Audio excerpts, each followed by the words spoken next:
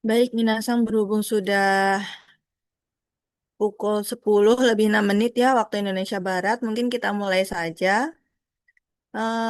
Jadi selamat datang Minasang di workshop hari ini yaitu mengenai cara menulis CV Jepang atau Rirekisho. Dan di sini saya Rizky Hanindya, Minasang bisa panggil Hanin. Saya di sini akan bertindak sebagai moderator dengan narasumber adalah Kak Laili Rafirdausi. Kak Laili boleh raise hand, Kak? Jadi Kak Laili Halo.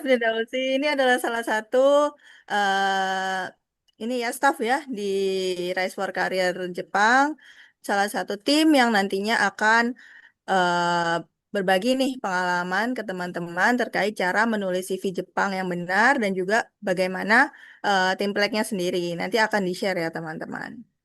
Oke, boleh next Kak.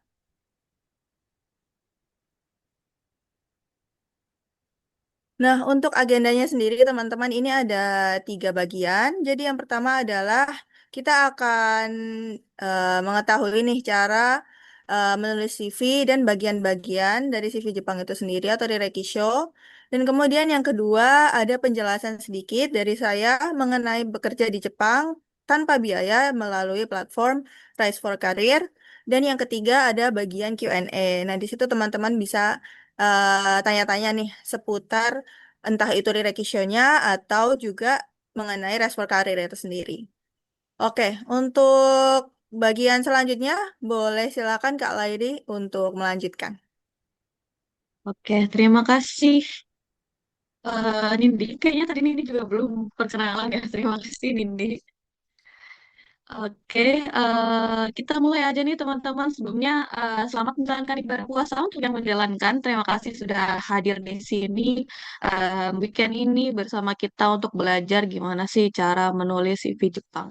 Misalkan di tengah-tengah baik saya maupun Nindi apabila internetnya error atau mungkin apa nge-lag gitu ya di teman-teman bisa minta tolong untuk dikabari via chat supaya kita tahu dan supaya kita bisa mengulang apa yang telah kita jelaskan begitu.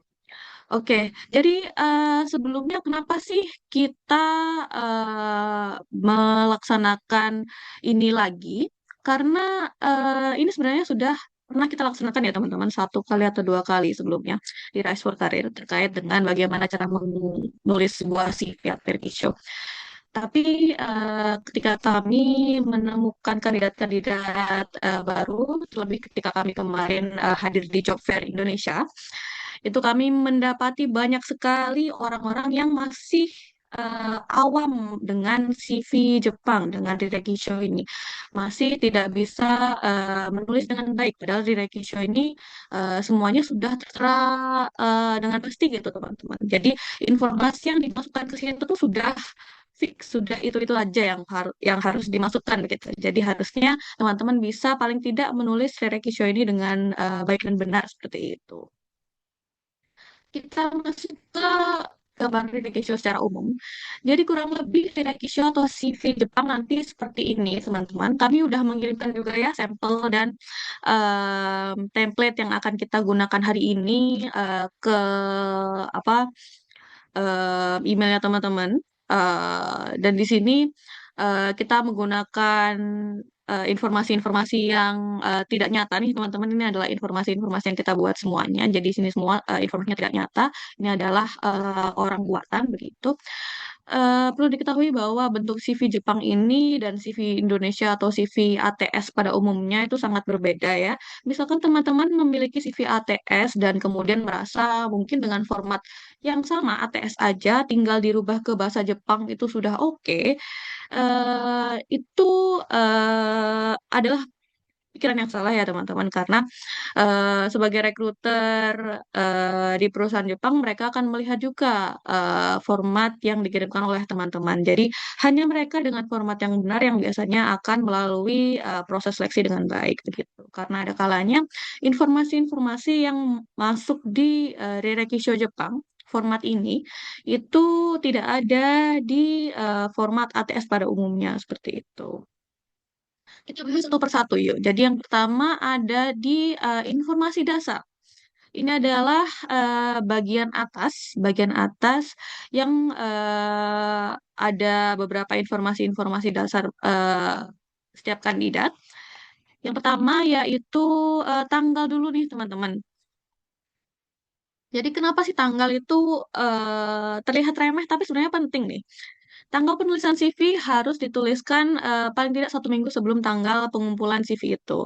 Misalkan nih teman-teman mau apply ke perusahaan di bulan Februari ini. Teman-teman paling tidak ya tanggal di sini adalah 1 minggu sebelum tanggal pengumpulan CV-nya. Misalkan nih teman-teman sudah punya CV, sudah katakanlah 2 bulan lalu teman-teman menggunakan CV itu dan tidak ada perubahan apapun nih. Misalkan tidak ada perubahan pengalaman kerja, tidak ada perubahan sertifikasi, tidak ada perubahan pendidikan apapun, dan teman-teman merasa tetap bisa submit CV itu yang 2 bulan lalu, itu tetap saja teman-teman tanggalnya perlu diupdate. Paling tidak tanggal saja perlu untuk diupdate. Misalkan tidak ada update apapun di informasi lainnya seperti itu. Tapi tanggal ini perlu diupdate karena apabila tanggalnya misalkan ini tanggalnya 2025 ya, tanggal tahun lalu, itu sebagai apa orang yang penyeleksi pasti akan mengira ini belum diupdate sama sekali gitu. Jadi informasi yang tertera di sini mungkin tidak sepenuhnya benar seperti itu. Jadi perlu untuk paling tidak diupdate tanggalnya begitu. Berikutnya adalah nama nih teman-teman. Nama sesuai tertera di paspor. Tuh, nama di sini harus sesuai dengan tertera di paspor. Kenapa seperti itu? Karena ini akan berpengaruh ke nanti-nantinya nih teman-teman. Jadi biasanya paspor nama yang ada di KTP dan nama yang ada di paspor itu kan mungkin kalau orang-orang dengan nama yang mungkin 3 huruf, 3 kosakata aja seperti saya, itu tidak akan ada bedanya. Tapi ada orang-orang di mana namanya terlalu panjang, mungkin di paspor dia akan lebih disingkat begitu. Itu juga baiknya untuk mengikuti nama yang sesuai tertera di paspor. Karena nanti ketika teman-teman apply COE, itu adalah dokumen yang digunakan untuk membuat visa, segalanya harus sesuai. Jadi nama yang ada di CV, di Kisho ini, nama yang ada di paspor, dan lain sebagainya itu harus sama. Jadi akan lebih baik kalau nama yang dituliskan adalah nama paspornya. Lalu untuk yang di atas nih teman-teman, nama dalam katakana gitu. Untuk teman-teman yang sudah belajar bahasa Jepang, nama dalam katakana ini sangat penting. Cek juga teman-teman bisa cek di internet atau di menggunakan AI itu, misalkan ChatGPT. Gimana sih nama aku ditulis dalam katakana? Bisa seperti itu. Namun setelah teman-teman memfikskan satu nama ya, misalkan ini Rizky Pratamasan, nama katakanannya adalah Rizky Pratama.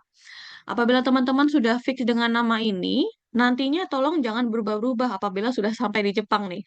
Jadi apabila teman-teman sampai di Jepang, nanti mungkin ada beberapa dokumen yang perlu menggunakan nama dalam katakana, misalkan pengurusan dokumen-dokumen di balai kota atau mungkin dokumen di perbankan gitu ya, ATM-nya teman-teman atau buku tabungannya teman-teman itu kan dalam aksara Jepang, dalam katakana. Jadi ketika itu terjadi, tolong jangan berubah-berubah gitu. Misalkan ini mau Puratama atau Peratama. Itu sebenarnya terserah teman-teman aja, asalkan tidak dirubah-rubah gitu ya. Udah fix itu ya udah itu terus sampai seterusnya begitu.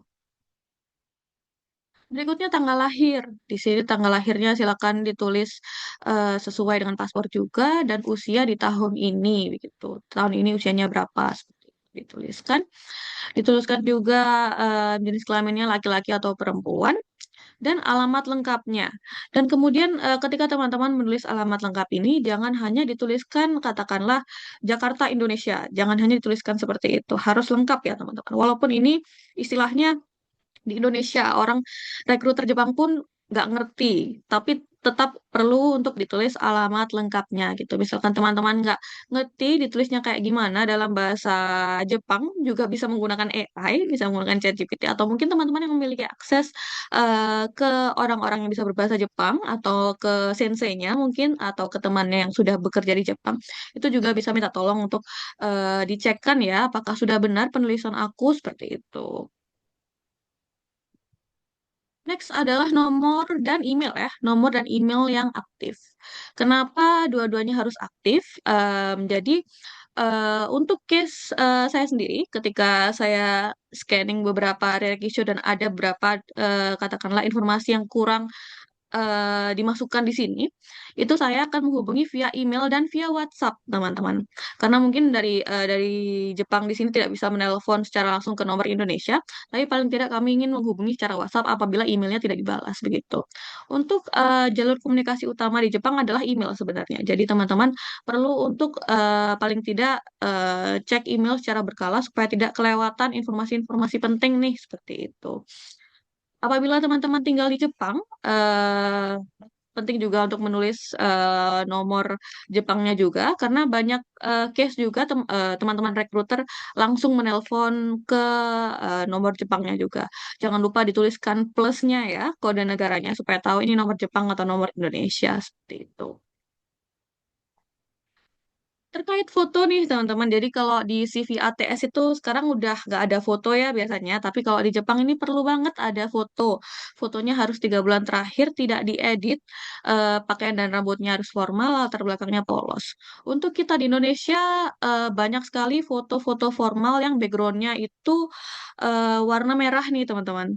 Tapi begitu di Jepang, di CV ini, background merah itu terkesan agak kurang baik begitu. Jadi apabila teman-teman em, memasukkan foto, slide-nya akan dibagikan nggak? Nanti slide-nya akan dibagikan, videonya juga akan kami record dan kami masukkan ke YouTube, jadi teman-teman tidak usah khawatir kalau ketinggalan juga. Oke, aku lanjutin. Jadi terkait dengan background merah itu tadi, itu teman-teman bisa rubah ke background putih atau biru paling tidak lah ya, kalau mau submit ke perusahaan Jepang begitu.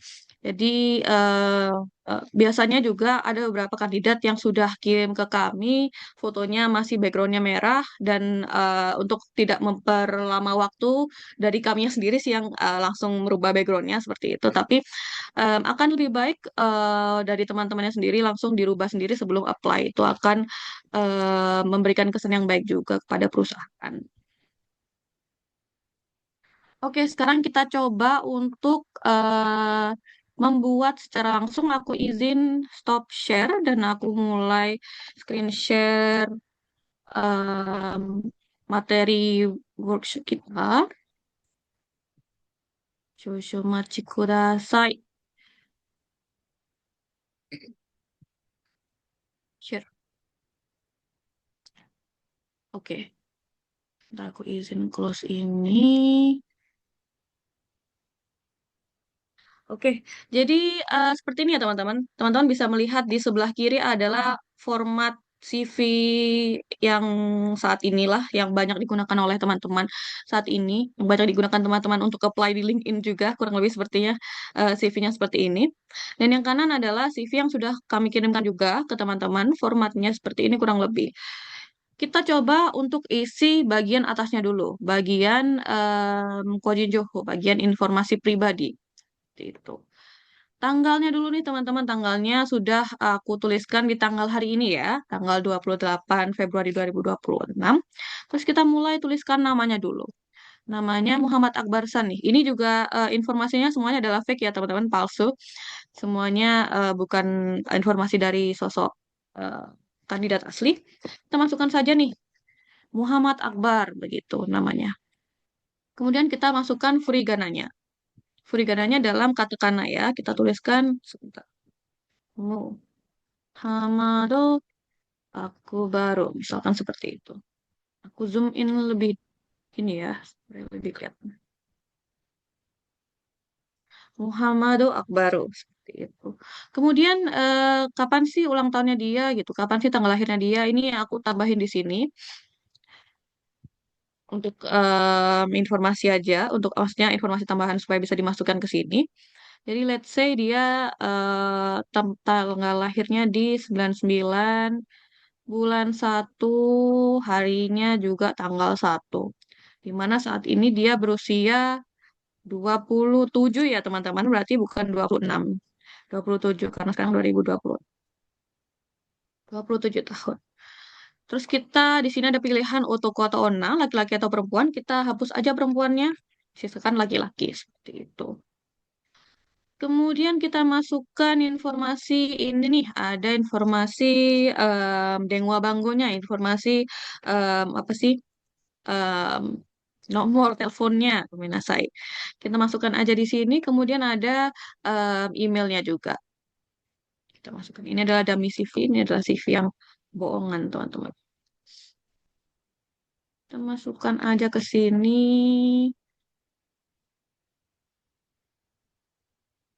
Begitu.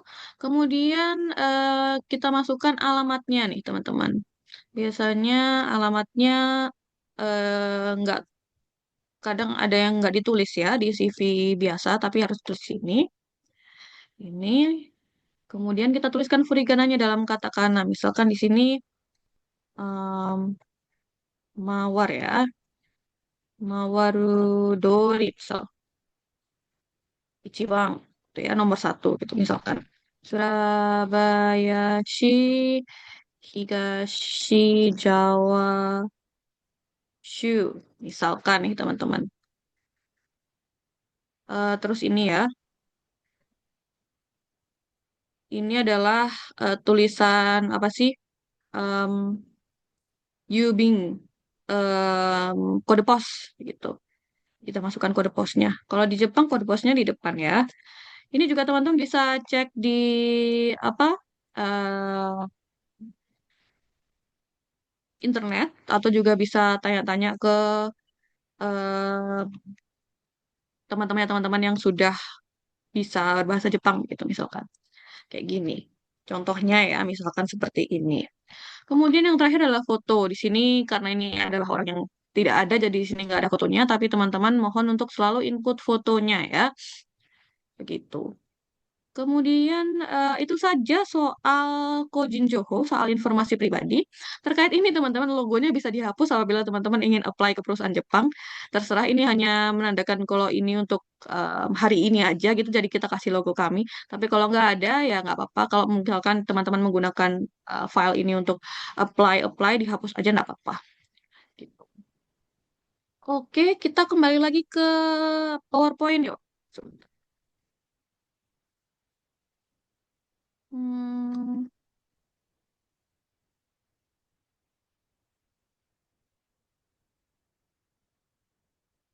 oke. Kembali ke PowerPoint. Oke, sudah ya. Oke. Berikutnya adalah pengisian riwayat pendidikan dan pekerjaan nih, teman-teman. Modelnya kayak gini. Riwayat pendidikan dan pekerjaan ini dituliskan dari yang paling awal banget ya. Yang paling sekarang itu di bawah sendiri. Jadi, angka terkecil itu di atas, angka terbesar itu di bawah. Kita bahas satu-satu. Jadi di sini ada tulisan Gakureki. Gakureki adalah riwayat pendidikan. Kita tulis judulnya diletakkan di tengah. Kemudian nantinya ketika kita sudah selesai menuliskan Gakureki, kita kasih satu baris kosong nih. Satu baris kosong. Kemudian kita tuliskan Shokureki atau riwayat kerja untuk berikutnya, yaitu penulisan riwayat kerja gitu.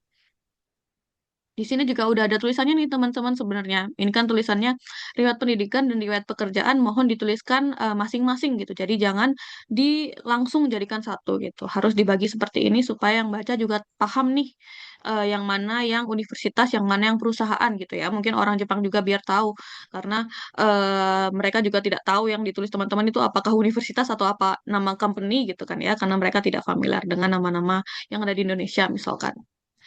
Kemudian apabila sudah selesai semua, dituliskan ijo atau selesai di sebelah kanan bawah sendiri. Itu menandakan bahwa udah setelah ini udah nggak ada updatean lagi begitu. Kita masuk satu persatu, kita sekarang ke Gakureki nih teman-teman. Jadi Gakureki ini urutannya begini ya. Pertama kita tuliskan tahunnya, kemudian bulannya, itu adalah tahun dan bulan kapan masuk gitu.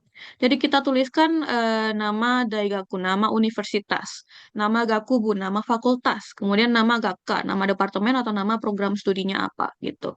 Jadi kita tuliskan universitas apa, fakultas apa, departemen atau prodinya apa, terus kita kasih tanda nih, nyugaku, yaitu masuk perguruan tinggi, masuk kuliah gitu. Jadi masuk kuliah di tahun berapa, tuh, teman-teman. Biasanya di ijazah atau transkrip nilainya teman-teman itu ada tulisannya kok. Jadi terdaftar sebagai mahasiswa itu di tanggal berapa, sorry, di bulan apa, di tahun berapa itu ada tulisannya. Jadi teman-teman bisa mengacu ke dokumen-dokumen resmi ya, supaya tahu benar eh, tahun dan bulannya gitu.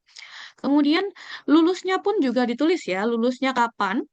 Dituliskan misalkan ini dia lulusnya di tahun 2016 di bulan 3 nih. Jadi universitasnya apa, kita tinggal copy paste aja karena sama ya atas bawahnya ya. Terus dikasih tanda Sotsugyo atau lulus gitu. Jadi yang di sini yang perlu diketahui, yang perlu diisi adalah kapan masuk, kapan keluar gitu. Misalkan nih teman-teman ada S2 juga nih, dituliskan yang sama. Dilanjutkan seperti itu. Di sini, apabila teman-teman belum lulus, misalkan masih akan lulus bulan 9 nanti gitu. Ini tulisannya Sotsugyo, bukan Sotsugyo aja, dituliskan Sotsugyo Mikomi gitu. Ekspektasi tanggal kelulusan. Jadi tetap ada tanggalnya nih teman-teman. Misalkan tanggal 2026 bulan 9 akan lulus gitu ya. Ekspektasinya aja gitu. Ekspektasi kelulusan di bulan 9. Silakan ditulis Sotsugyo Mikomi seperti itu. Apabila teman-teman DO atau keluar, di tengah-tengah ada keluar misalkan pernah belajar di dua universitas gitu ya. Universitas yang pertama dia keluar terus masuk ke universitas berikutnya. Itu silahkan tuliskan Taigaku keluar di riwayat pendidikan yang pertama begitu. Jadi misalkan ini ada New Gaku, habis itu misalkan DO nih atau keluar dari universitas yang pertama, tuliskan aja Taigaku seperti itu. Kemudian yang tadi ya, jika ada riwayat S2, harap disebutkan juga Kenkyuka. Jadi kalau di S2 itu biasanya kalau di Jepang tulisannya adalah Kenkyuka. Kemudian dituliskan detailnya Shushikate atau ini adalah pendidikan S2 supaya lebih paham lagi nih rekruternya kalau ini adalah riwayat pendidikan S2-nya begitu. Tulis dari universitas tidak perlu menulis tingkat SMA ke bawah, terlebih kalau misalkan teman-teman adalah orang yang ingin pekerjaannya di bidang engineering atau international service gitu ya, maksudnya visa Gijin Koku. Jadi di sini kami juga mainly fokusnya di visa Gijin Koku. Jadi untuk teman-teman yang nantinya targetnya adalah bekerja di Jepang dengan visa Gijin Koku, tidak perlu dituliskan SMA ke bawah, tidak perlu. Yang perlu dituliskan hanyalah universitasnya aja seperti itu. Karena universitas adalah em, apa syarat minimum supaya kita bisa apply visa Gijin Koku. Jadi itu adalah persyaratan dari imigrasi. Begitu. Maka dari itu tidak perlu dituliskan tingkat SMA ke bawah. Tapi untuk teman-teman yang nantinya ingin apply untuk visa katakanlah Kenshusei apa Ginojishusei atau Tokute Gino, silahkan dituliskan SMA-nya ya. Silahkan dituliskan dari SMA begitu. Dan untuk teman-teman yang ingin ke visa Gijinkoku tidak perlu dituliskan. Oke, sorry. Oke, jadi ini adalah Shokureki. Ini adalah riwayat kerja. Sama seperti tadi nih teman-teman, jadi kita masukkan dulu tahun berapa, bulannya apa, terus ada new syah, tadi kan new gaku ya, masuk ke universitas. Terus kita masukkan new syah, masuk ke perusahaan, adalah sebagai tanggal join kita di perusahaan tersebut. Tuliskan nama resmi perusahaan. Misalkan nih kalau di Jepang itu kan banyak Kabushiki Gaisha bla bla bla gitu ya atau bla bla bla Kabushiki Gaisha. Nah, kalau di Indonesia kan lebih ke PT apa, CV apa, CV apa gitu kan ya. Silakan dituliskan Sonomama PT-nya atau CV-nya. Jadi nggak usah dirubah ke Kabushiki Gaisha tulisannya. Misalkan PT ABC gitu ya, tuliskan aja PT ABC Nyusha begitu, nggak usah dituliskan ABC Kabushiki Gaisha Nyusha, nggak usah dituliskan seperti itu ya. Jadi biarkan Kabushiki Gaisha itu hanyalah perusahaan Jepang. Apabila ada tulisan Kabushiki Gaisha, sorry, koneksiku sepertinya unstable.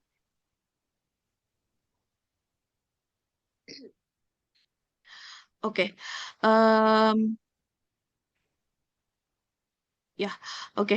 Jadi aku ulang lagi tuh teman-teman untuk nama perusahaan dalam bahasa em, bahasa Indonesia aja, PT-nya aja gitu supaya nanti teman-teman supaya rekruternya juga bisa membedakan nih apakah teman-teman memiliki pengalaman kerja di Jepang atau enggak gitu. Hanya ditulis pekerjaan full time. Sebisa mungkin hanya ditulis pekerjaan full time. Penulisannya seperti apa? Ini ya, contohnya adalah misalkan masuk ke Maru-Maru Kabushigaisha, masuk ke perusahaan ini gitu. Terus kita tuliskan di sini tuh kita masuk ke departemen apa dan kita bertugas sebagai apa nih. Misalkan Bu ini departemen ya, masuk ke departemen HR misalkan, Jinjibu gitu misalkan. Terus sebagai in charge sebagai apa itu, misalkan in charge sebagai recruiter gitu, misalkan Sayo Tanto seperti itu bisa ditulis juga. Misalkan teman-teman dari perusahaan yang sama, pindah departemen pun tetap harus ditulis. Jadi ditulis detail. Ini katakanlah yang 2022 bulan 4 ini dia pindah ke departemen XX gitu ya. XX Buni Ido gitu. Jadi dia pindah ke departemen XX. Kemudian di departemen XX ini dia bertanggung jawab sebagai apapun perlu untuk ditulis juga begitu. Eh, Bagi fresh graduate atau mereka yang memiliki pengalaman sedikit boleh menuliskan pengalaman magangnya nih teman-teman. Namun perlu dituliskan dengan jelas kalau itu adalah pengalaman magang. Jadi misalkan nih ini kan kalau sekedar nyusha itu kan berarti kita masuk sebagai karyawan ya. Tapi kalau misalkan teman-teman internship dituliskan internship seperti itu. Dituliskan misalkan Kabushikaisha apa, PT apa, terus teman-teman tuliskan internship gitu. Terus dituliskan kalau ini dimulai dan diakhiri kapan seperti itu. Nah, kalau untuk bekerja bukan dimulai dan diakhiri ya, bukan syurio, tapi resign kan. Ketika resign nih teman-teman, ada dua hal nih. Ketika itu resign dengan alasan sendiri, resign karena alasan pribadi, teman-teman tidak usah menuliskan detail alasan resignnya karena apa, karena inikah ini tidak perlu detail. Teman-teman hanya tuliskan Ishinjo no tsugo ni yori taisha atau taishoku ya, sama aja taisha atau taishoku. Intinya resign karena alasan pribadi begitu. Nah, misalkan nih teman-teman berhenti karena alasan perusahaan. Jadi itu di luar kendala, di luar apa di luar yang bisa dilakukan oleh teman-teman gitu ya. Itu teman-teman tulisnya bukan ishinjo, bukan karena alasan pribadi, tapi karena kondisi perusahaan nih. Jadi kaishatsu go ni yori taishoku atau taisha seperti itu.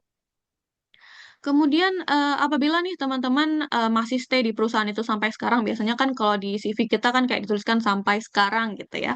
Kalau di Jepang ini setelah teman-teman tuliskan dari di perusahaan mana, teman-teman departemen apa dan bekerja sebagai apa, teman-teman tuliskan di akhir nih Genzai ni Itaru atau bekerja di sini sampai sekarang nih kita seperti itu. Jadi dengan itu orang-orang sebagai rekruter ini begitu membaca tahu kalau teman-teman saat ini lagi bekerja nih gitu. Nggak lagi maksudnya lagi ada di perusahaan ini gitu supaya dipertimbangkan juga berarti teman-teman perlu ada kayak notice periodnya untuk resign-nya atau sebagai macamnya seperti itu. Jadi untuk dipertimbangkan juga hal tersebutnya. Oke, kita coba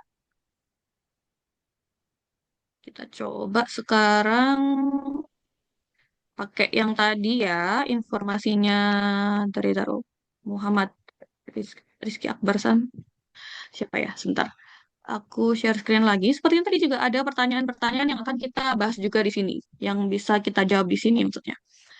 Oke, jadi kita masuk ke sini nih teman-teman, Gakureki dan Shokureki. Ayo kita lihat Muhammad Akbarsan. Muhammad Akbarsan ini bagaimana ya dia? Jadi di sini pengalaman kerja pendidikan. Oke, kita pendidikan dulu ya tulisnya di sini teman-teman. Pendidikannya dia tulis ada SMA dan ada S1 gitu. Kita tulisnya yang universitas aja ya, universitas aja. Dia masuk di Agustus 2017. Kita masuk 2017 Agustus gitu ya. Selesai kapan? Juli 2021 kita tulis. 2021 bulan 7 kayak gitu. Universitasnya apa? Universitas Negeri Surabaya. Kita tulis Surabaya Kokuritsu Daigaku gitu. Nah, untuk teman-teman yang nggak tahu bahasa Jepangnya em, universitasnya apa, boleh dituliskan dalam bahasa Inggris, bukan bahasa Indonesia ya. Tapi sebisa mungkin rekruter akan lebih suka kalau universitas ini dituliskan dalam bahasa Jepang. Tapi kalau misalkan tidak bisa, dituliskan dalam bahasa Inggris boleh. Tapi nggak dalam bahasa Indonesia. Jadi misalkan ini Surabaya Kokuritsu Daigaku ya, kita hapus menjadi Surabaya State State University misalkan. pastikan kalau ini memang nama officialnya bahasa Inggrisnya dari universitasnya teman-teman ya. Itu perlu di make sure dulu. Tapi kita coba tulis dalam bahasa Jepang aja nih. Surabaya Kokuritsu Daigaku. Terus dia fakultasnya apa? Fakultas teknik. Kita tulis di sini fakultas teknik Kogakubu. Kogakubu. Kemudian S1 teknik mesin. Berarti dia jurusannya atau departemen atau prodinya adalah teknik mesin. Kita tuliskan Kikai Kogakka gitu misalkan. Kikai Kogakka gini. Kalau nggak tahu ininya gimana, itu boleh teman-teman mungkin akses ke internet, akses ke ChatGPT, Gemini, atau mungkin ke teman-temannya yang bisa berbahasa Jepang. Misalkan universitasnya dalam bahasa Inggris pun teman-teman Gakubu apa nih fakultas dan departemennya dalam bahasa Jepang ya. Karena kan mereka bisa di bahasa Jepang kan nih gitu. Mereka kan bukan nama gitu ya. Terus kita copy aja, kita masukin ke bagian Sotsugyo-nya. Selesai deh bagian pendidikan gitu. Ini kayak jaraknya jauh banget, jadi kita hapus aja nih misalkan. Kita masuk ke Shokureki nih teman-teman. Oke, kita lihat pengalaman kerja dia. Dia tulisannya terbalik ya, yang sekarang di atas, yang dulu di bawah. Nah, jadi kita tulisnya harus dari yang dulu-dulu. Dulu-dulu. Jadi yang dari awal ya, yang angkanya kecil. Kita tuliskan ini, dia masuk ke sini PT ABC Engineering sebagai maintenance engineer nih. Role-nya adalah maintenance engineer. Job desk-nya dia bla bla bla ini. Tapi di sini kita tidak perlu menuliskan job desk ya teman-teman. Karena nanti sebenarnya selain di Rekisho, kita punya yang namanya Shokumuke Rekisho. Kita nggak akan bahas di sini karena nanti akan terlalu panjang. Cuman hal-hal seperti detail kalian bertanggung jawab atas apa itu nanti akan dituliskan di Shokumu Kerekisho atau riwayat kerja gitu. Jadi untuk di sini untuk di Rerekisho atau resume atau CV ini kita masukkan yang singkat-singkat aja. Kita tuliskan yang informasi secara umumnya aja begitu. Oke, yuk kita tulis September 2021 masuk perusahaannya. 2021 bulan 9 ya, September. Masuk ke PT ABC Engineering. Aku copy aja. Publikasinya dihapus nih. Kita masukin aja PT ABC Engineering. Ya. Terus nggak dituliskan nih dia ada di departemen mana, dia bertugas di mana gitu kan ya. Kita cuma tahu role-nya aja gitu. Tapi di sini perlu nih teman-teman masukin di departemen mana akan lebih baik untuk teman-teman masukkan seperti itu. Let's say kita masukkan karena dia maintenance engineer, mungkin kita masukkan dia ke Setsubi Kanribu gitu ya. Ini adalah manajemen apa utilitas manajemen permesinan seperti itulah departemennya. Terus dia sebagai maintenance engineer. Jadi kita tuliskan dia di departemen itu bekerja sebagai maintenance engineer. Itu kurang lebih arti dari kalimat ini nih teman-teman. Jadi dia di departemen Setsubi Kanribu bekerja sebagai maintenance engineer. Kita tulis. Sebenarnya maintenance itu bisa tuliskan maintenance gitu bisa teman-teman. Tapi akan lebih baik untuk kita tulis dalam bahasa Jepangnya karena memang ada istilah Jepangnya. Jadi untuk istilah Jepangnya maintenance adalah hozen. Jadi kayak kalau maintenance mungkin maintenance permesinan gitu ya. Kita tulis Kikai Hozen wo Tanto gitu. Dia bertanggung jawab di bagian maintenance permesinan di Departemen Setsubi Country kayak gitu. Kemudian dia kapan resign-nya? Oh, Februari 2022 kita tuliskan nih. 2022 bulan 2. Shinjo Sugoi Yori Taisha atau Taishoku. Dia resign karena alasan pribadi, let's say seperti itu ya. Kemudian kita tuliskan dia di Maret 2022 sampai sekarang udah ada pekerjaan lagi nih kita tuliskan. 2022 bulan 3 dia masuk ke PT XYZ Manufacturing. Kita tuliskan lagi nih di sini. PT XYZ Manufacturing. New Shah masuk komen masuk ke perusahaan. Di sini dia role-nya sebagai mechanical engineer gitu ya. Merancang menggunakan CAD, SolidWorks, desain seperti itu. Jadi di sini misalkan kita nggak tahu nih dia di departemen mana. Kita permisalan aja dia di departemen engineering misalkan. Engineering Gebu gitu ya, engineering Gebu. Dia sebagai mechanical engineer. Tapi kalau kita tuh cuma tulis mechanical engineer atau KIKA engineer itu terlalu luas nih teman-teman. Jadi misalkan kita melihat dari job desk-nya, misalkan dia adalah mechanical design engineer, misalkan kayak gitu ya. Kita bisa tuliskan role-nya sebagai mechanical design gitu. Jadi kita tuliskan Kikai Seke. Itu adalah bahasa Jepang dari mechanical design gitu. Karena dia tulisan sampai sekarang, kita tuliskan di sini Genzaini Itaro. Sudah ada di format yang teman-teman miliki juga. Begitu. Nah, untuk sebagai pendapat pribadi aja nih teman-teman, apabila ada gap yang sangat singkat kayak gini, mungkin kalau di Indonesia kayak 1 tahun ganti perusahaan, 1 tahun ganti perusahaan itu adalah hal yang bukan hal yang aneh ya. Mungkin itu adalah gimana cara kita untuk level up diri sendiri, untuk level up gaji juga. Tapi kalau di Jepang, pengalaman kerja yang sangat singkat ini sebisa mungkin dihindari teman-teman karena orang Jepang, terutama mereka yang ingin meng-hire orang-orang yang lagi ada di Indonesia nih, itu adalah perusahaan yang ingin membawa karyawan supaya dia bisa stay lama di perusahaan tersebut. Gitu. Jadi kayak khususnya untuk Hijin Koku ya, untuk Hijin Koku ini kan teman-teman kayak tiket pesawat itu mostly akan dibayari, segala halnya akan diketanggung oleh perusahaan. Jadi perusahaan tidak ingin rugi lah istilahnya. Misalkan sudah membawa teman-teman, ternyata baru bekerja berapa bulan sudah resign gitu kan. Itu akan menjadi kerugian untuk perusahaan. Jadi oleh karena itu gap yang sangat kecil, bukan gap sih, apa sih pengalaman kerja di satu perusahaan yang sangat kecil ini, kurang dari 1 tahun nih, let's say dia cuma berapa bulan, itu sebisa mungkin dihindari ya teman-teman. Begitu. Terus karena udah selesai nih kita tuliskan ijo, sudah ada di sini ijo. Begitu. Oke, kita kembali lagi yuk ke PowerPoint untuk masuk ke section berikutnya ya. Section berikutnya adalah ini, sertifikasi.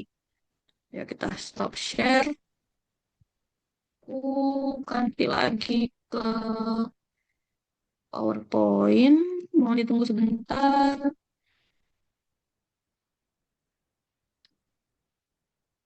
Hmm.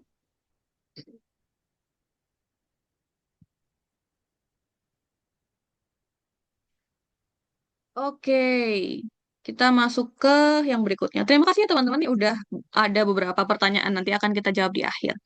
Penulisan lisensi dan kualifikasi atau sertifikasi kayak gini ya modelnya. Segala lisensi, segala sertifikasi dituliskan di tempat yang sama begitu. Sama seperti tadi nih teman-teman, tahunnya kapan, bulannya kapan. Kemudian ada beberapa hal nih keterangan di belakang nih yang berbeda-beda. Kenapa yang satu Gogaku, kenapa yang satu Shutoku seperti itu. Untuk sertifikasi yang ditentukan dari lulus atau gagal, itu kita tuliskan Gokaku atau Fugokaku. Kalau Fugokaku nggak usah ditulis ya teman-teman. Kita tuliskan Gokaku atau bisa menggunakan Shutoku telah memperoleh gitu ya. Misalkan ini, Nihongo no Ryoku Shiken N2, JLPT N2 gitu ya. Dia lolos JLPT N2 Gokaku gitu. Tuliskan Gokaku. Terus misalkan TOEIC atau TOEFL atau IELTS, sertifikasi yang dia nggak ada lulus gagalnya, cuman ada nilainya. Jadi semua orang yang mengikuti pasti dapat sertifikatnya. Itu kita tuliskan nilainya nih teman-teman. Kita tuliskan nilainya. Jadi bukan TOEIC Gokaku. Kalau TOEIC Gokaku, TOEFL Gokaku kan maksudnya apa? Semua orang pasti Gokaku gitu kan ya. Semua orang pasti lulus. Yang membedakan adalah nilainya. Jadi di sini kita tuliskan Shutoku atau memperoleh. Jadi di sini memperoleh TOEIC nilainya 800 seperti itu. Kemudian ini Kyongjoho FI Shikeng ya, Gokaku juga karena dia juga Gokaku dia adalah sertifikasi IT, IT FI Fundamental Nantoka Information Engineering gitu. Predikatnya hanyalah lulus atau gagal. Jadi kalau lulus kita tuliskan lulus. Untuk teman-teman yang menyelesaikan pelatihan nih, misalkan teman-teman mengikuti course gitu ya. Sekarang kan banyak IT course gitu ya teman-teman atau pelatihan suatu katakanlah bahasa pemrograman gitu. Teman-teman juga bisa tuliskan di sini sertifikasi telah menyelesaikan pelatihan. Gak usah dituliskan kapan masuk pelatihannya, cuma dituliskan kapan selesainya aja. Jadi di sini misalkan dia 2023 bulan 10, bulan Oktober dia telah menyelesaikan pelatihan AWS gitu ya. Jadi di sini kita tuliskan Shuryo, kita tuliskan selesai. Jadi telah menyelesaikan pelatihan ini. Gitu. Langsung aja yuk kita coba. Kita lihat di sini. Tunggu kudasai. Apakah terlihat? Oke, nice. Oke, jadi ini ya, kita ada di laman ini nih, Menkyo Shikaku. Yang ini karena sama aja nih teman-teman, ini sebenarnya bisa dihapus aja. Kita hapus aja yuk. Ini juga Gakureki ya, masih sama tulisannya. Kita hapus aja yuk. Gitu. Oke, kita masuk ke bagian Shikaku Menkyo. Menkyo Shikaku Gomen. Hai, Menkyo Shikaku Gomenasai. Oke, kita masukkan informasi yang ada di CV Muhammad Akbarsan ini. Dia cuma ada dua sertifikasi nih teman-teman, TOEFL dan JLPT aja. Untuk teman-teman yang memiliki sertifikasi lainnya, masukkan. Untuk yang memiliki SIM Jepang silakan dimasukkan, SIM Indonesia nggak usah dimasukkan ya teman-teman, karena akan membingungkan gitu. Jadi SIM Jepang aja yang dituliskan, SIM Indonesia nggak usah dituliskan. Kita tuliskan dari yang terawal nih. Dia ada di 2023, satunya Januari, satunya Desember. Jadi kita masukkan yang Januari dulu, oke? Kita masukkan tahunnya 2023 bulan 1. Dia TOEFL. TOEFL nilainya 570. 10. 10 itu skor ya. Nilai 570. Gokaku. Sorry. Shutoku ya. Shutoku. Gitu. Telah memperoleh TOEFL 570. Kemudian bahasa Jepang dia ada JLPTN 3. Kita tulis juga nih. 2023, 12. JLPT ya teman-teman. Teman-teman ambil JLPT di bulan 12, keluarnya kan nilainya di bulan 2 atau bulan 1 akhir kan, bulan Januari berikutnya kan. Nah, ini yang dituliskan bukan bulan Januarinya, tapi adalah bulan di mana teman-teman mengambil JLPT. Jadi kalau JLPT itu di sini cuman antara bulan 7 atau bulan 12 yang tertulis ya, gitu. Kemudian apabila bisa, teman-teman jangan tuliskan JLPT gini, tuliskan versi bahasa Jepangnya, Nihongo no Ryokushiken, N3 gitu. Gokaku. Sorry. Gokaku. Seperti itu. Dan ini sudah selesai bagian Menkyo Shikakunya. Oke, kita kembali lagi ke penulisan yang berikutnya nih, teman-teman.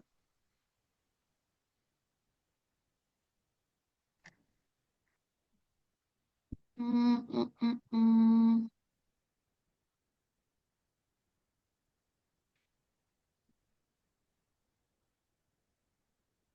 Oke. Berikutnya ini yang agak susah yang harus membuat kita sedikit mikir nih adalah Shibodoki dan Jiko PR. Gitu nih, Bapak. Shibodoki adalah alasan melamar, Jiko PR adalah self appeal. Biasanya kedua hal ini tuh nggak selalu dibedakan nih teman-teman. Tapi di sini supaya ini sebagai apa ya? Karena kita sebagai pembelajaran ini kita bedakan aja. Ada kalanya ini dimasukin jadi satu. Tapi supaya kita bisa tahu detail satu persatu, kita bagiin jadi dua aja yuk. Pertama, Jiko PR, self appeal nih teman-teman. Teman-teman kan juga kadang-kadang di CV-nya atau di LinkedIn-nya itu teman-teman tuliskan kan saya adalah orang yang seperti ini, saya bekerja sebagai ini, gitu. Teman-teman bisa tuliskan itu sebagai Jiko PR juga. Yang perlu dituliskan, yang perlu ada dan sebenarnya tidak perlu panjang-panjang penulisannya adalah tiga hal ini nih teman-teman. Pertama adalah kekuatan atau skillnya teman-teman. Pandai di bidang apa. Kedua adalah pencapaian dan pengalaman. Yang ketiga adalah bagaimana pengalaman tersebut, bagaimana pencapaian tersebut itu bisa nantinya kemungkinan dikontribusikan atau digunakan di perusahaan yang teman-teman akan lamar. Begitu. Template-nya kurang lebih seperti ini nih teman-teman. Watashi wa nani nani wo tsuyami to shite imasu gitu. Saya memiliki kekuatan dalam apa gitu. Tokuina koto atau skill yang teman-teman apa dituliskan gitu ya. Titik gitu. Kemudian teman-teman tuliskan lagi. Koremade nantoka nantoka ni torikonde nantoka nantoka o keiken shimashita. Jadi saya telah mengerjakan pengalaman atau pencapaiannya teman-teman secara spesifik ya, terus telah mengalami bla bla bla gitu. Jadi saya memiliki kekuatan dalam ini loh, kemudian saya telah berpengalaman dalam ini, seperti itu. Nah, yang terakhir nih teman-teman, kalimat terakhirnya akan teman-teman tuliskan kono keikei no igashi, kisha no, tatoeba project tuh gitu ya. Misalkan teman-teman saya ingin menggunakan pengalaman ini untuk perusahaan Anda, koken shitai itu kan kayak Mas. Saya ingin berkontribusi begitu. Saya ingin berkontribusi di perusahaan Anda menggunakan pengalaman yang telah saya sampaikan tadi seperti itu. Kurang lebihnya tiga hal ini aja yang teman-teman penting untuk dituliskan gitu. Ini untuk self PR ya. Jadi skillnya teman-teman, oh sorry, koneksiku sepertinya agak unstable. Oke. Jadi intinya adalah skillnya teman-teman itu silakan dipamerkan gitu. Pencapaian teman-teman silakan dipamerkan di sini gitu.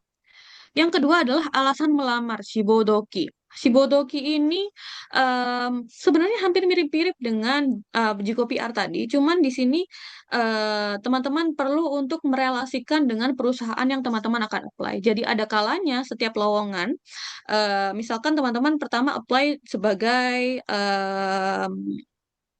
misalkan apa ya misalkan kalau teman-teman anak mesin gitu ya misalkan pertama sebagai yang tadi gitu ya misalkan maintenance yang kedua sebagai desain begitu ya jadi itu perlu dibedakan jadi yang ditekankan di sini adalah tiga hal ini pengalaman kerja sebelumnya alasan ingin bekerja di Jepang atau di perusahaan itu kemudian alasan memilih perusahaan itu dibandingkan yang lain juga gitu ya dan kontribusi apa yang bisa diberikan.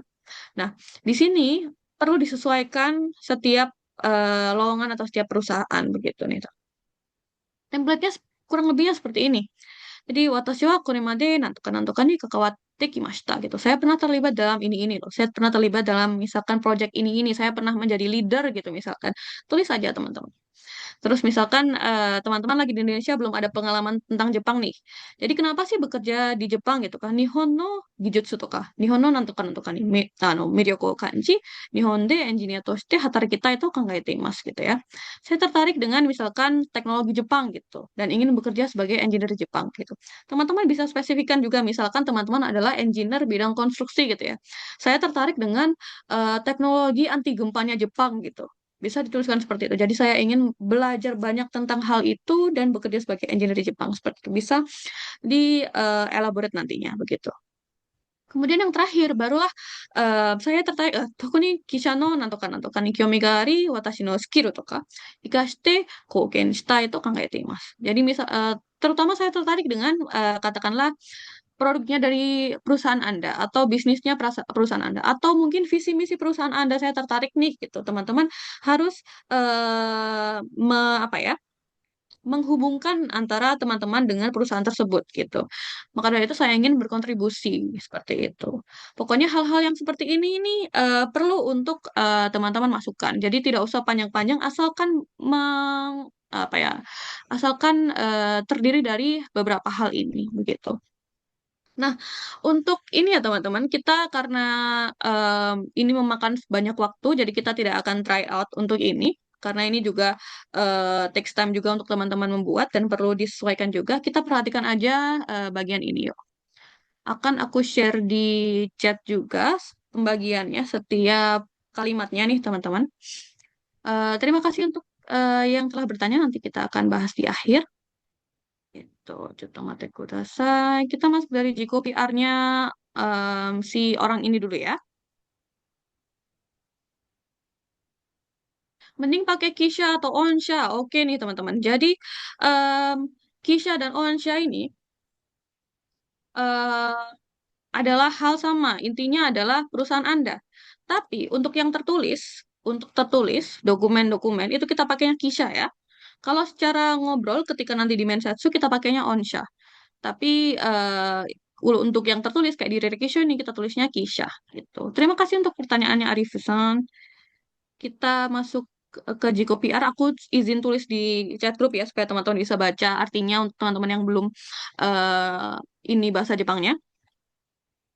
Oke, jadi sebentar. Oke, jadi kita mulai Jiko PR-nya dulu ya teman-teman. Watashi wa chiimu de no kaihatsu wo tokui to shite ori, genzai no shokuba de, ano, ajairo, ajairo, iya itu kali ya, ajairo. Kaihatsu no project ni sanka shi, chiimu member to kyōryoku shinagara kaihatsu wo susumete imasu gitu. Jadi saya nih memiliki keunggulan, saya nih pinter loh dalam pengembangan sistem secara tim gitu. Di tempat kerja yang saya saat ini, saya berpartisipasi dalam proyek Agile serta menjalankan pengembangan sambil bekerja sama dengan tim gitu saat ini gitu ya. Jadi teman-teman ngepromosiin diri sendiri. Saya memiliki keunggulan dalam hal ini seperti itu gitu. Terus ditambahin lagi nih, toku nih gitu. Khususnya gitu. Kode review 通じて品質向上に貢献し、チームの開発スピードを向上させました。Gitu. Jadi khususnya nih, aku nih, saya nih berkontribusi loh dalam meningkatkan kualitas melalui proses bla bla bla ini. Gitu. Kemudian yang terakhir nih, kalimat penutupnya. 3 kalimat aja udah cukup nih teman-teman. Kono keiken, pengalaman ini. Kono keiken o ikashi, menggunakan pengalaman ini. Nihon demo chiimu de no kyōryoku o taisatsu ni shinagara kokeen shitai to kangaete imasu gitu. Jadi dengan memanfaatkan pengalaman tersebut nih, saya ingin berkontribusi di Jepang dengan tetap mengutamakan kerjasama dalam tim gitu. Ada record kok untuk Zoom hari ini teman-teman, tidak usah khawatir. Nanti aku share ya, gitu. Kemudian kita masuk ke Shibodoki-nya. Aku izin masukkan juga ke chat grup ya. Mohon ditunggu sebentar.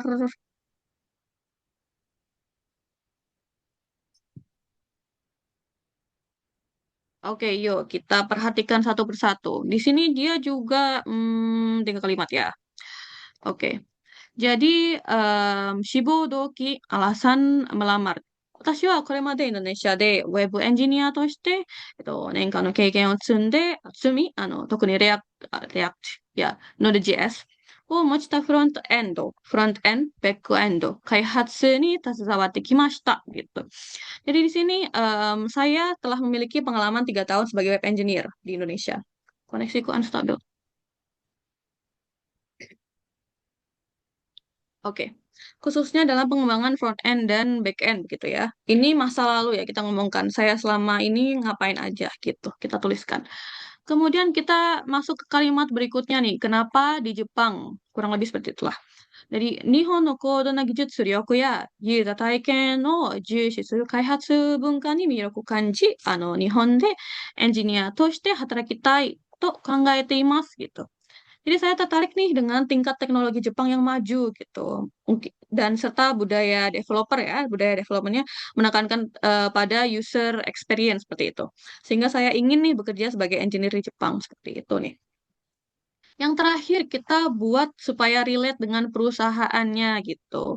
Kisha, oke kita pakai Kisha nih teman-teman karena di sini tertulis ya. Kalau nanti ngobrol kita pakainya Onsha. Gitu. Kisha no maru-maru no project tuh misalkan project apa ya project dari pemerintahan gitu misalkan. 記者のなんとかなんとかプロジェクトに興味を持ち、これまでの経験を生かして貢献できると考えています gitu. Saya tertarik nih dengan proyek ini di perusahaan Anda gitu dan saya yakin dapat berkontribusi dengan memanfaatkan bla bla bla. Kurang lebihnya seperti itu nih teman-teman.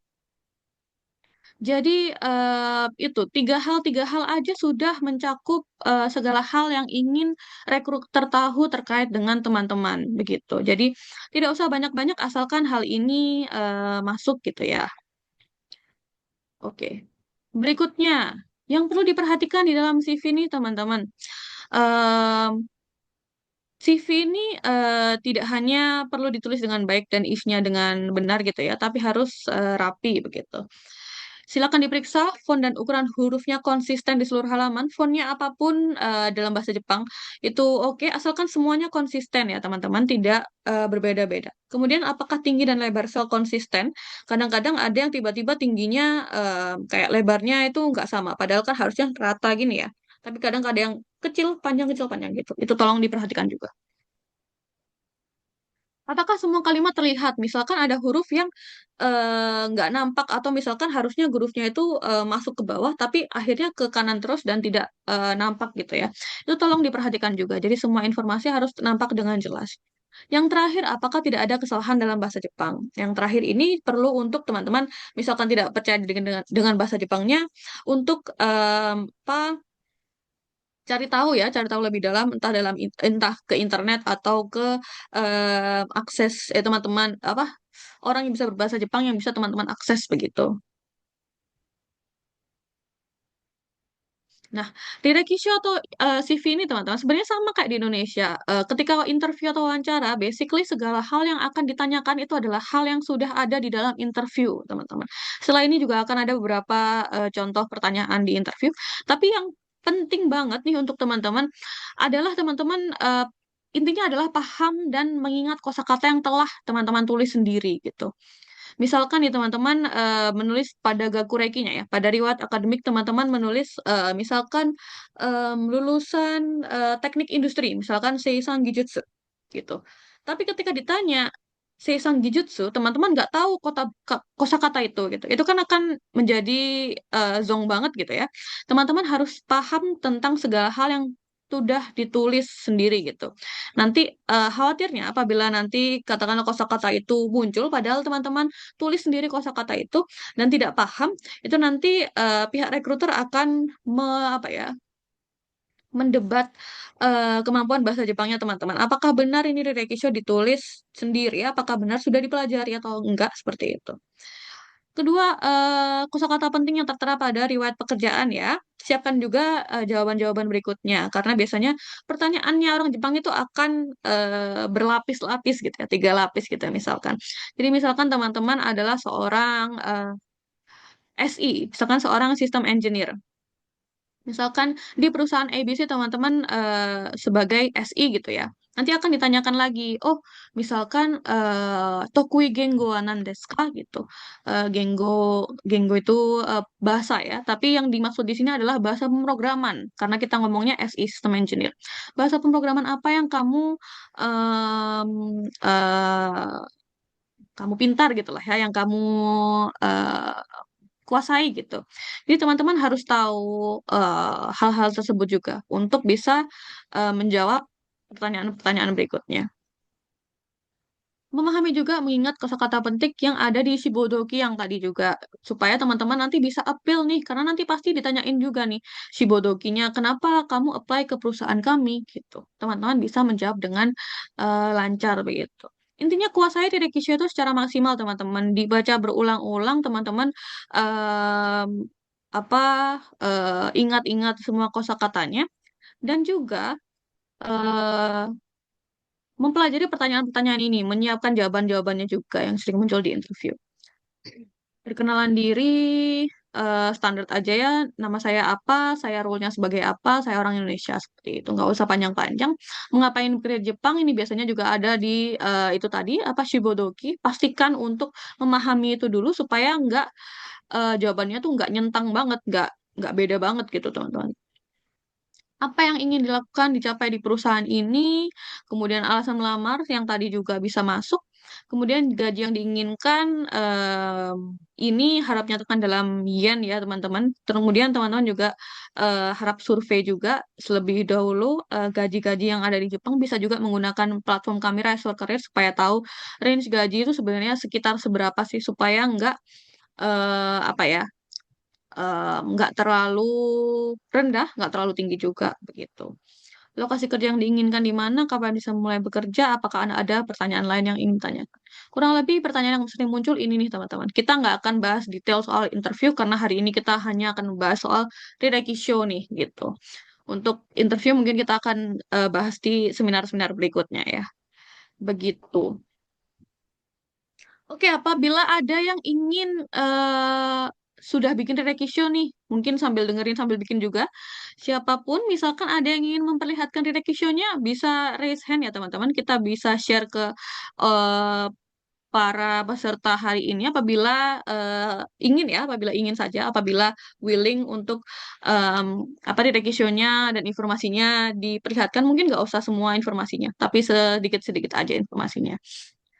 Mungkin kita tunggu, siapa tahu ada yang tertarik untuk memperlihatkan requisitionnya. Hmm. Ayo bagi teman-teman yang tertarik nih, mungkin ada bagian yang ingin ditanyakan juga ke Kak Laili nih. Barangkali ada bagian-bagian yang kurang yakin, gitu ya. Kak Laili bisa Oh, bantu memperbaiki. ada nih Kak Kak Dikinanda Diki Nanda Pratama. ya? Oke. Coba silakan aku izin stop ya.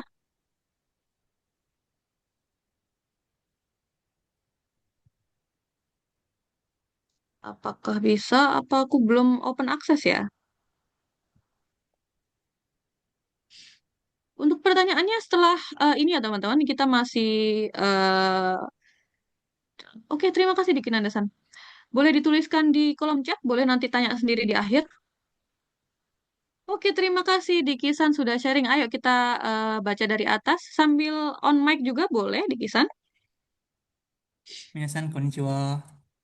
こんにちは、ありがとうございます。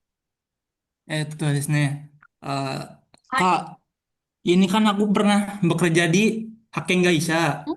cuma Hmm. belum pernah di Hakeng Saretenai kan, belum dapat ああ、な job るほ gitu. ど。Tapi aku udah Taisoku Shimasta, itu gimana ya?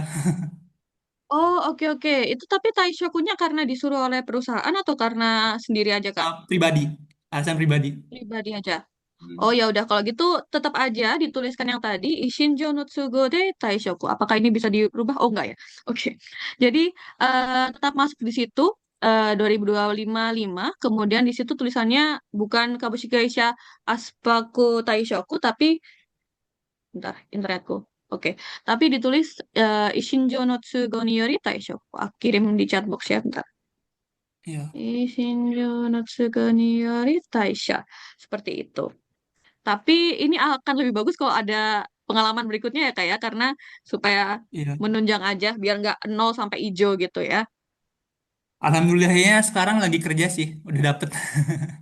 Oh ya kata, ini berarti belum diperbarui Iya, nih ya kak ya. Ini retake issue lama berarti ya. iya, iya Naruhodo, memang. yo kata. Oke, berarti sudah di Jepang juga nih ya kak. Oh iya, memang sudah Semongako juga di Jepang nih.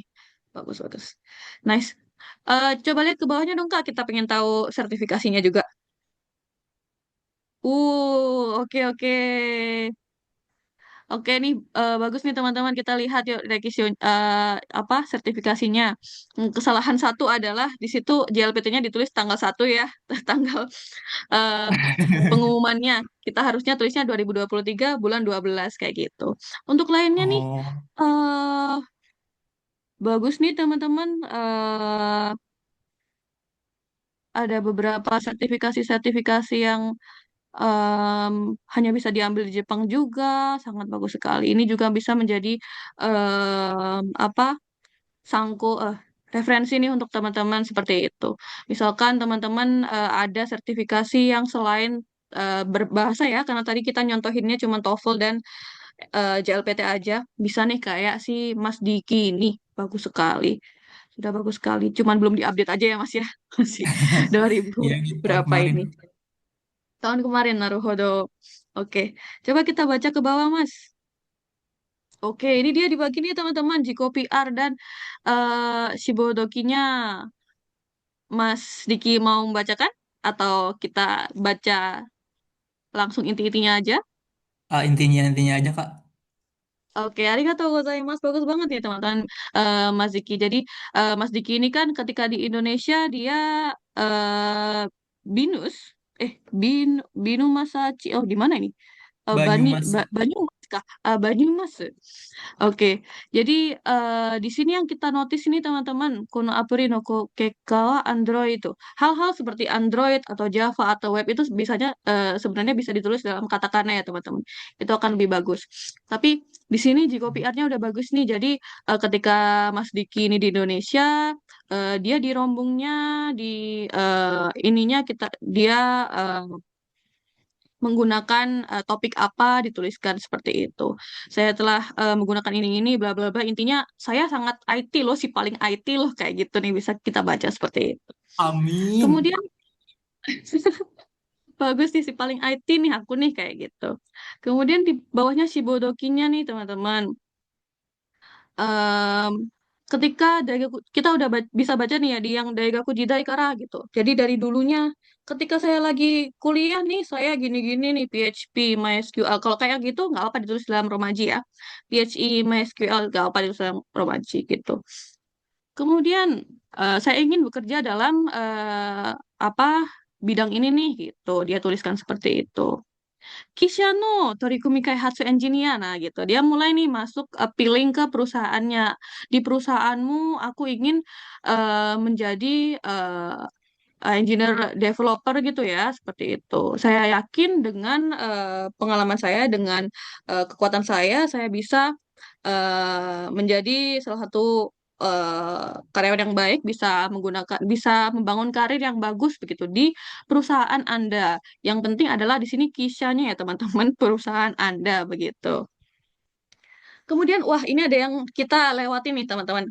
Di yang terakhir untuk si bodokinya ini sudah bagus. Pasti ini perusahaan yang di-apply adalah perusahaan IT nih ya. Jadi sudah disesuaikan dengan perusahaannya. Apa benar, Mas? Ya betul. Tapi ya perusahaan yang ini ditolak. Naruhodo perusahaan. Baik, tapi ya sekarang sudah bisa ya di perusahaan lainnya. Sekarang juga Hakeng kah, Mas? Atau Jisha? Sekarang bukan hacking di Kisah ya. Oh, nice. Bagus nih Tapi teman-teman. Dia perusahaan bukan. kecil sih. Ya lumayan lah gitu Naruhodo. buat batu loncatan. Hmm, oke. Iya, bagus ya teman-teman. Tapi jangan dibilang ya batu loncatan itu ke rekruter ya teman-teman. Tapi ya itu nggak apa-apa di perusahaan kecil dulu. Tapi biasanya untuk di Jepang teman-teman, apabila teman-teman bekerja sebagai hakeng atau outsourcing sebenarnya, jadi basically teman-teman bekerja sebagai karyawan A tapi bekerjanya di project perusahaan B kayak gitu. Itu adalah hal yang umum. Jadi nggak usah kayak negative thinking kayak aku nggak mau di perusahaan hakeng kayak gitu. Karena hal yang umum orang Jepang pun juga banyak yang haken seperti itu. Yang terakhir nih, kita tadi ngelewati.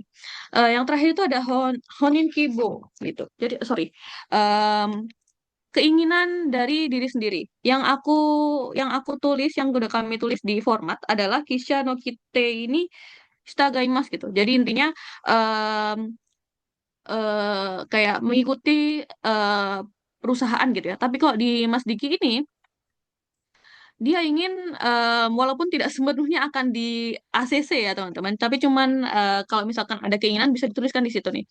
Misalkan ini em, Kenshu de yaritari ga atta no de remote de wa naku taimen dattara yokatta. Misalkan gitu ya. Misalkan dia Kenshu. Kan IT biasanya ada Kenshu untuk softwarenya gitu ya. IT. Nah, kalau Kenshu gini mungkin daripada remote mending taimen aja mending gitu. Mending apa? Kita langsung aja Kenshu-nya kayak gitu. Jadi hal-hal yang teman-teman ingin tuliskan di situ bisa boleh. Misalkan teman-teman ingin tuliskan eh, harapan gaji juga boleh tuh dituliskan di situ. Wah, ini bagus sekali sudah berpengalaman, mungkin juga sudah diatur juga sudah di apa sih? Sarankan juga sama Nihongo Gakko-nya ya, Mas ya? Atau Gakko apa Senmon Gakko-nya ya?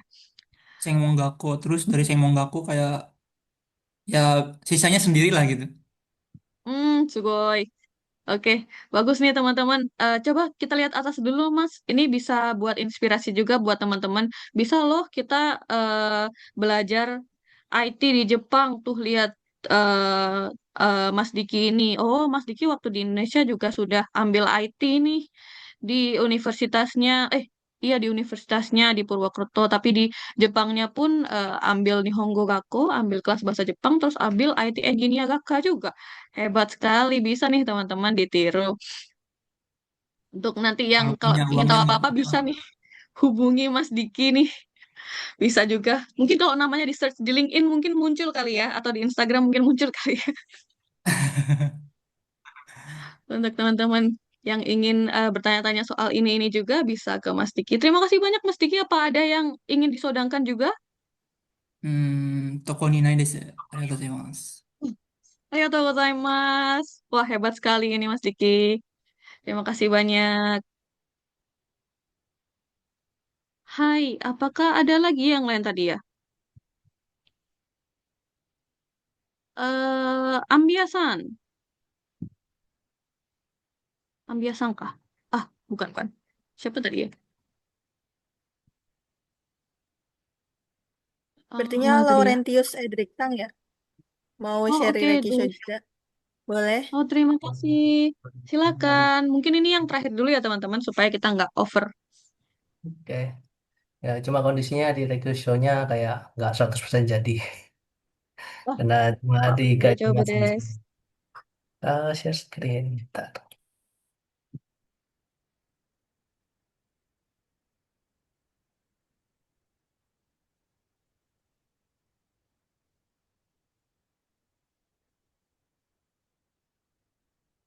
Oke, Sorry, sambil nunggu sebentar ya. share screen.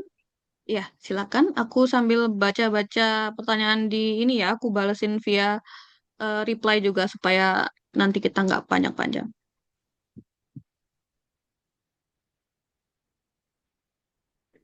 Udah kelihatan? Sudah. Oke. Oke. Jadi untuk di Kesco ini eh Mm-mm, sementara ini masih di sini di Indonesia. Cuman mm-mm. bisa dibilang karir saya cukup loncat-loncat sih. Jadi cukup mau tanya yang itu. Jadi secara Oh, baik-baik. dari Oke. kurikulumnya itu sebenarnya saya lulusan Kenchiku itu Mhm, arsitek arsitektur nih. yang akhirnya berakhir kerja jadi IT engineer itu. Harus Nah, banyak ya terus kayak gitu di Indonesia. ya, dan yang jadi masalah itu kan nanti di mana di waktu untuk dapetin izin kukunya tuh eh aku nggak tahu kayak apakah S1 IT itu bisa dapat bagian eh, yang teknologi Kijutsu ya. Kijutsunya itu Mhm. kan intinya harus cocok sama IT nih waktu bagian imigrasi. Terus aku dengar-dengar juga ya itu bakal jadi masalah. Jadinya kemarin tuh aku sempat ngambil juga yang sama itu yang ini Basic FI ini. Itu di yang ini aku state juga sih. Kayak dia yang di contoh itu kan dia nggak state ngambilnya di organisasi mana. Tapi aku state di sini dia ngambil di Vilnius dari Filipina. Cuman aku nggak tahu nih kalau dari si dari partnernya si Rise for Career. Soalnya banyak banget nih berita-berita orang yang mereka nggak aware sama basic ini yang fundamental Betul. engineering. Nah itu ya itu sih minta masukan aja. Kira-kira apakah saya possible untuk masuk ke dunia IT Jepang gitu? Oke.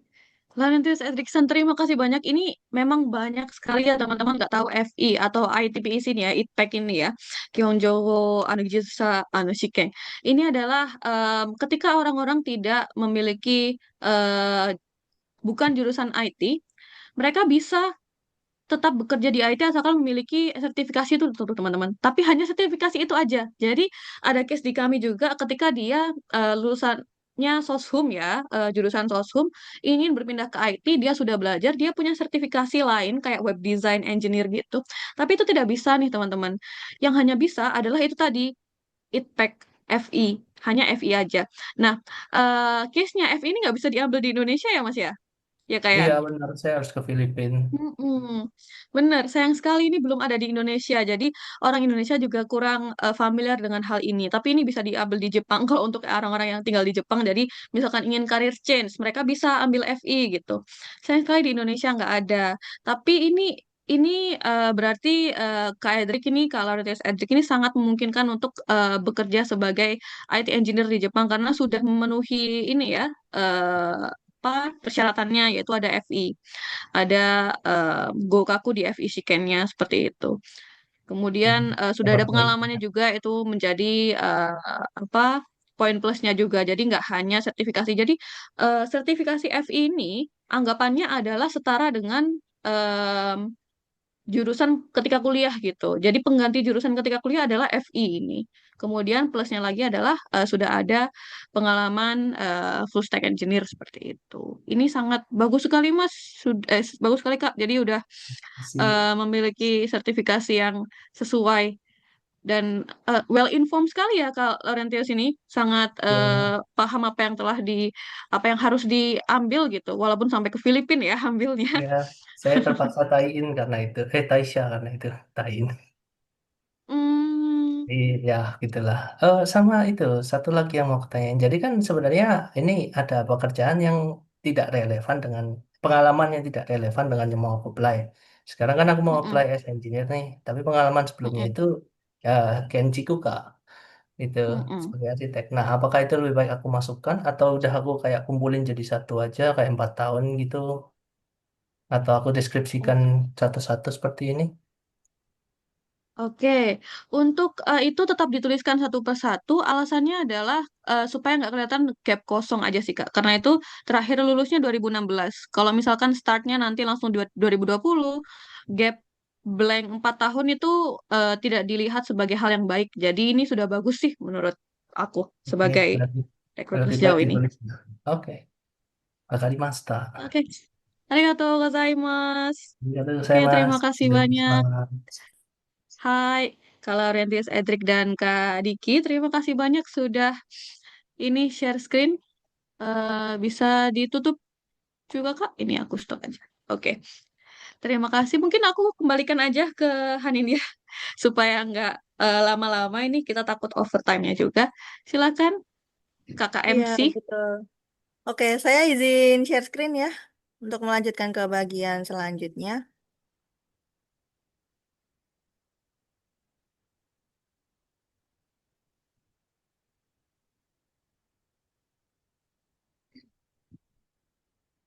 Em,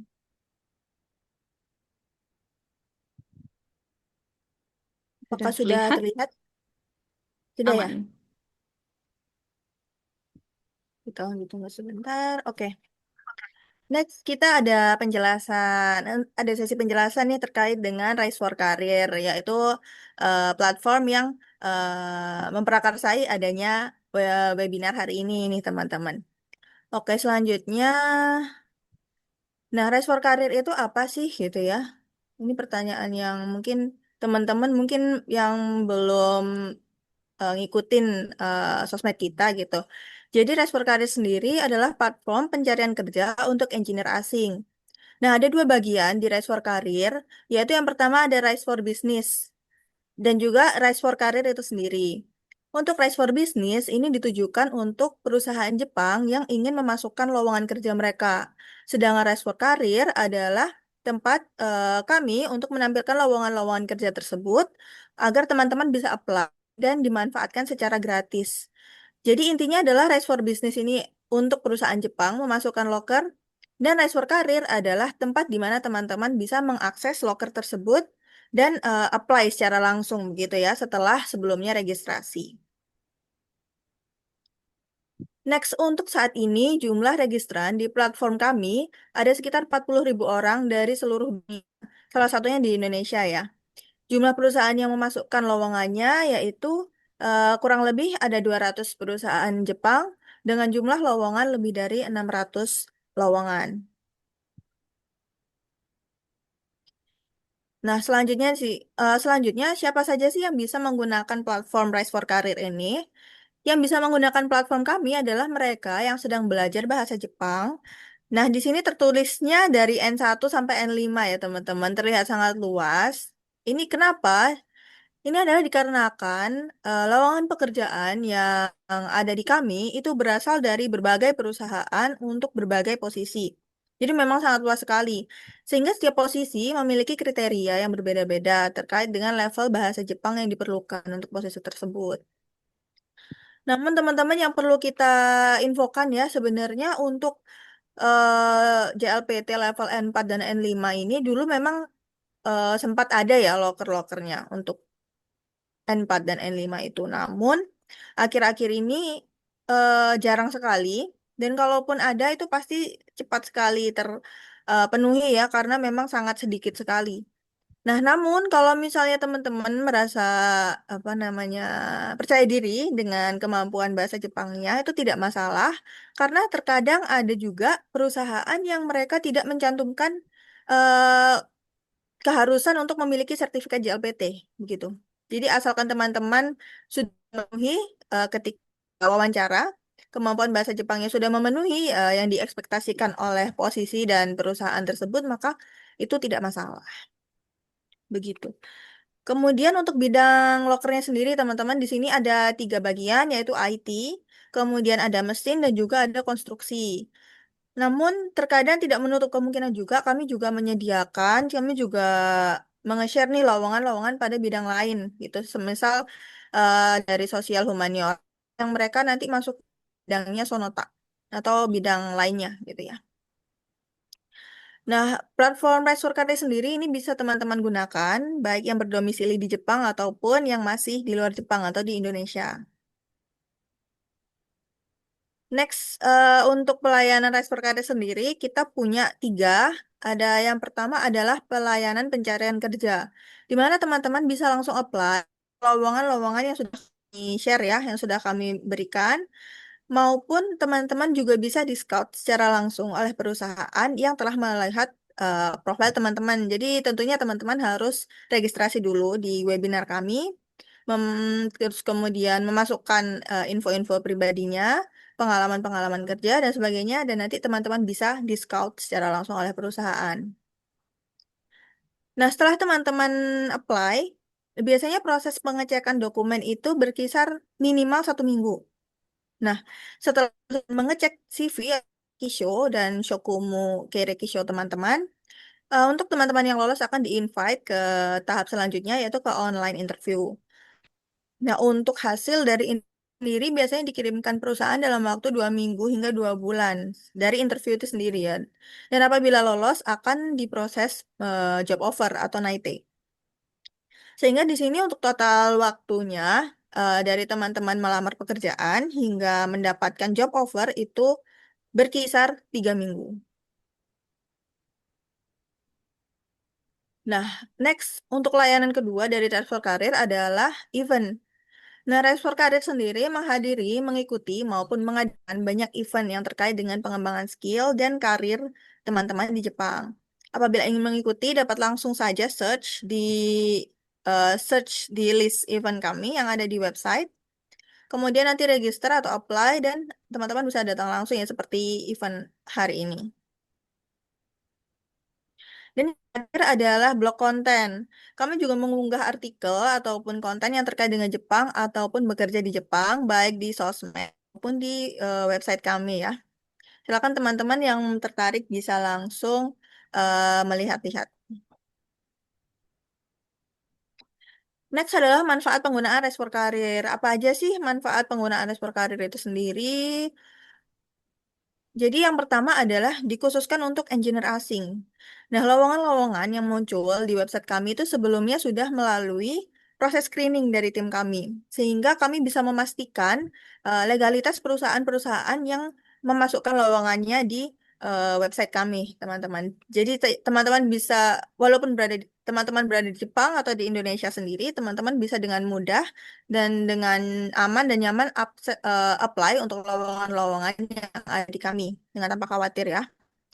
Kemudian juga ada support bahasa nih yang dari bahasa asing dan bahasa Inggris bagi teman-teman yang ingin konsultasi terkait visa nanti ketika ingin berangkat ke Jepang untuk teman-teman yang masih ada di Indonesia ya. Kemudian yang ketiga adalah proses hingga mendapatkan NAITE atau job offer itu cepat. Dikarenakan teman-teman bisa langsung berkomunikasi dengan perusahaan penyedia lowongan sehingga tidak ada hambatan komunikasi. Ini jadi memungkinkan teman-teman untuk sesegera mungkin dari proses teman-teman apply sampai mendapatkan job offer. Kemudian manfaat yang keempat adalah kesempatan untuk melakukan tes potensi karir atau CQI. Dengan tes ini teman-teman bisa mengetahui ini apakah teman-teman uh, cocok enggak nih bekerja dengan lingkungan di Jepang gitu. Terakhir ada pula tool untuk membuat CV versi Jepang yang itu akan yang tadi sudah sempat di-share juga oleh Kak Laili dan nanti mungkin akan di-share lagi ya untuk template-nya. Next, bagaimana sih caranya mencari pekerjaan di Rise for Career ini? Nah, seperti yang sudah disebutkan sebelumnya, bahwa di platform kami itu ada 3 jenis lowongan di bidang engineering, yaitu yang pertama adalah di bidang IT, kemudian di bidang mesin, dan juga di bagian konstruksi. Nah, ada pula terkadang kita juga menge-share lowongan-lowongan di bidang yang lain ya, seperti sosial humaniora. Begitu. Next, gimana sih tampilan website kami itu ini ya teman-teman. Terakhir, silakan teman-teman search di Google dan nanti akan muncul website kami, Resword kami seperti ini. Yang awalnya mungkin ketika teman-teman klik akan secara default berbahasa Jepang ya, tapi di di pojok kanan atas di sebelah sosmed itu ya teman-teman itu bisa diganti bahasanya jadi bahasa Inggris. Nah, teman-teman bisa mencari pekerjaan dengan klik bidang apa yang dicari. Di bagian sini ya teman-teman, saya membung ya.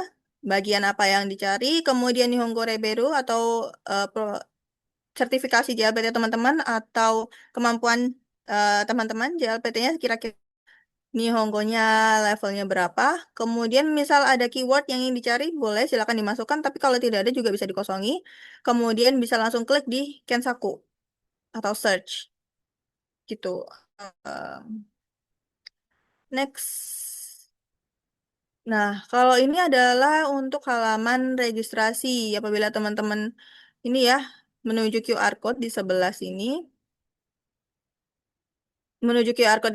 teman-teman akan langsung diarahkan ke halaman ini.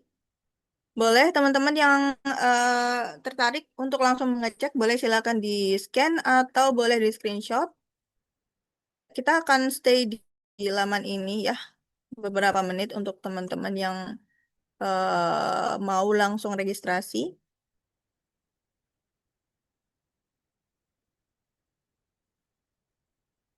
Sembari menunggu kami juga menge-share link-link yang penting nih teman-teman di bagian chat.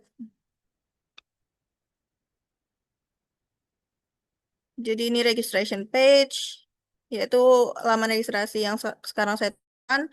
Kemudian ada job list. Ini teman-teman kalau misalnya mau langsung kepo di bagian engineering masing-masing, misal IT atau mechanical atau construction atau non-engineering juga bisa langsung dicari di link-link yang sudah share Kak Laili ini. Ada juga sosmed kami yaitu dari Linktree. Ini teman-teman bisa langsung lihat Instagram kami dan juga Facebook. Begitu. Oke, kalau sudah kita menuju ke tahap Q&A nih. Teman-teman kalau misalnya ada pertanyaan yang ingin ditanyakan boleh silakan. Atau mungkin Kak Laili kita bisa mulai jawab